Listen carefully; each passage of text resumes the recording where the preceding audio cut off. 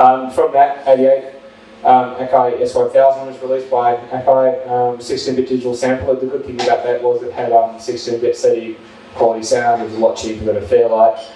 You could time stretch sort of samples quite easily without changing pitch too, which is a big thing about samplers. And this sort of led the way, because it was also a relatively cheap price for development of drum and bass jungle music, where you could alter and speed up drum loops to get a particular sort of sound, which again, I can sort of show you a quick demo within sort of just some of the basic parameters of Ableton Live itself.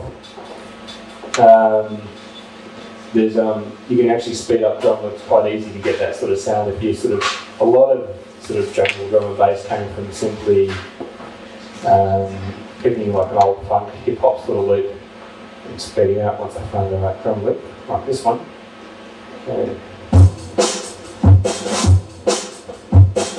That's the right speed though. Like this speed. This is actually.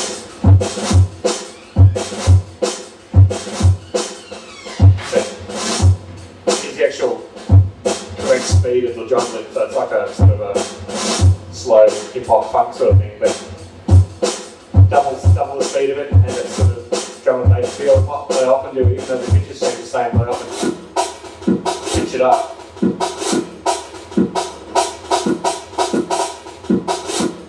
And it's sort of basically I use the sampler in a sense. That's what they often do to create that sort of jungle drum and bass sort of sound, which is quite easy to do. And as I said, like Ableton Live can act like a sampler just with individual samples. That's just like a little drum loop. There, I'm just using some fairly simple controls with that, which I'll get into a bit later too. So then from there, another example, samples going a bit off the side here is I think turntablism, DJs, especially hip hop turntablism, I suppose, sort of came back big in the 90s. There are a lot of turntablists, you know, stuff like Mixmaster Mike and Beastie Boys, DJ Shadow, DJ Spooky, etc. were using basically the techniques. You have two turntables in a sense, when you're using like the sounds of the turntables like samples in a sense with the DJ mixer, where they can, through scratching and fading, cross-fading between each record, in a sense you can get a unique performance and sound that sort of sounds nothing like the original record that they're sampling from, in a sense. I have like a little demo video which was quite cool, where you can sort of see, I don't do any of it myself, it's a whole other world for me, but like some of the sounds that they can get away with, and you sort of, it's completely different to what you might have thought you would originally do.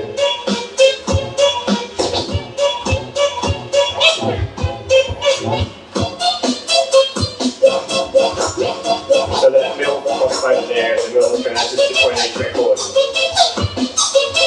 Now these guys got marks on the records too, they can see these huge spots that he wants.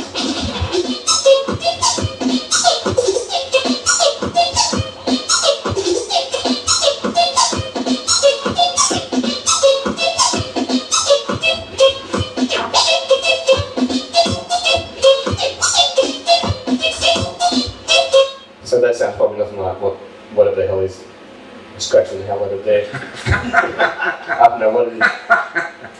I'll move on to MIDI. MIDI is basically a musical instrument digital interface. MIDI was developed in the 1980s as a standard, so instruments, basically electronic instruments, could communicate with each other, because prior to that, syncing up various bits of devices involved running time code through tapes, and it was very convoluted. And working in studio, let alone try to do anything live with electronic instruments in time, like a drum machine and maybe another sequencer or something, was really impossible. So basically it was developed to allow you to control playing the notes, which is this thing here, which is a MIDI controller, and you can also sync up drum beats between, say, a drum machine and another sequencer playing like a bass line, for example. So it also allows other controls for mixing, for wheel controls, for like fading things in and out, panning sounds, EQ controls can be done by MIDI as well. This sort of led to MIDI instruments being developed in software which are basically allowed to control acoustic sounds back in the studio for samples and things like that. It basically drove the cost of sort of producing electronic music and sort of samplers down a lot, because MIDI was, as it became a standard, was quite easy to develop, I suppose.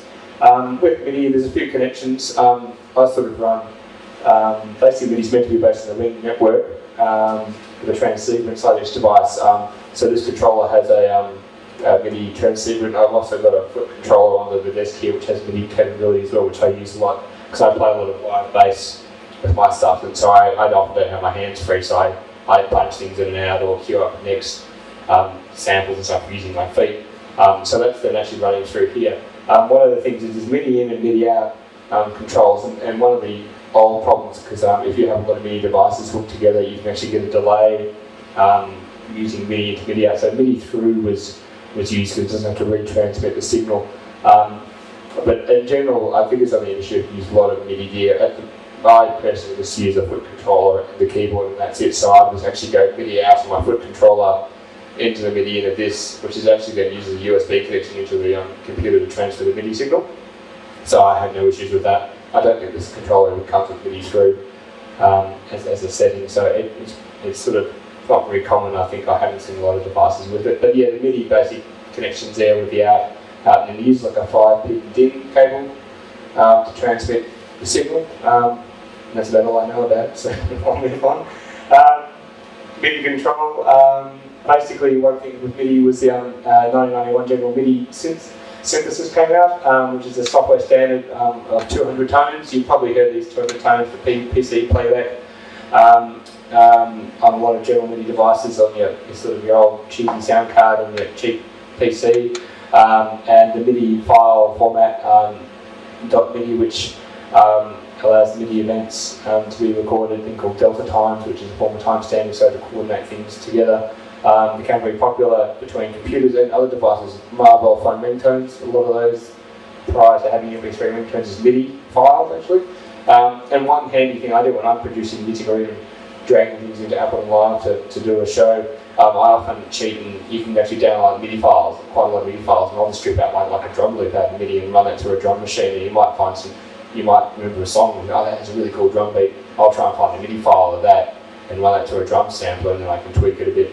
I've got a few tracks that are actually based on drum loops off a sort of a famous track, but they're completely hacked up using a drum machine and completely different sounds, or sped up or slowed down, all based on a little MIDI file I found online on someone's, I don't know, Queen website or something like that. Something really, that's quite obvious, but I just like the beat, so I'll just hack around that, and it still sounds like the original. So there's a handy trick. And the good thing with MIDI files is they're quite small, because they're just basically commands that will either run the general MIDI synthesizer, or they will command a sampler in a sense.